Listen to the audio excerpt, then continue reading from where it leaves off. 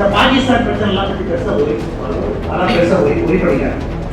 ஒரு 10 நாள் பாகிஸ்தான் நாடு இருக்கு, அதெல்லாம் நீங்க பெருசா இந்தியாவில் ஒரு அப்பாவி மக்கள் மீது தாக்குதல் ஏற்பட்டால் உலக வரைபடத்திலிருந்து பாகிஸ்தான் அழித்தொழிக்கப்படும் அப்படின்னு சொல்லி அண்ணாமலை சொல்லியிருக்காரு. இதை நீங்க எப்படி பார்க்குறீங்க?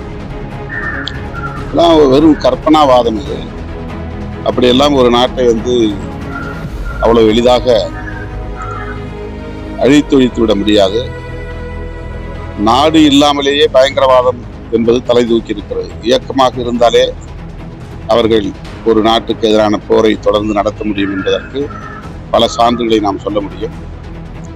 அகண்ட பாரதம் என்கிற செயல் திட்டத்தின் அடிப்படையில் பாஜகவினர் இப்படி சொல்லிக் கொண்டிருக்கிறார்கள்.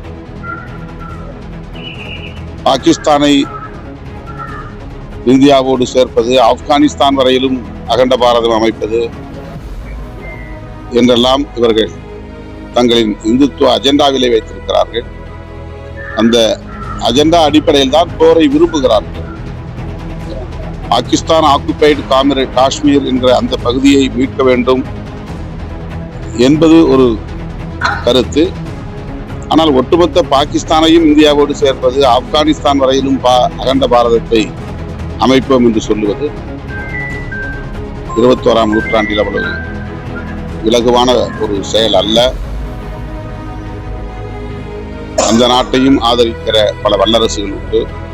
எனவே போர் வேண்டாம் என்பதுதான், உலக அமைதி தேவை என்பதுதான் வெகு மக்களுடைய விருப்பம். காஷ்மீர் போன்ற எல்லையோர பகுதியில் வாழ்கிற இந்தியர்கள் கூட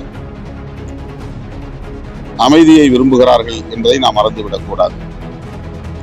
நாம் வெகு தூரத்தில் இருக்கிறோம், எல்லைக்கு அப்பால் நீண்ட இடைவெளியில் இருக்கிறோம். எனவே நாம் எல்லாம் மகிழ்ச்சியோடு போரை வரவேற்கிறோம். ஆனால் எல்லையோரத்திலே இருக்கிற பொதுமக்கள், இந்தியர்கள் எப்போதும் அச்சத்தில், பீதியில் இருந்து கொண்டிருக்கிறார்கள்.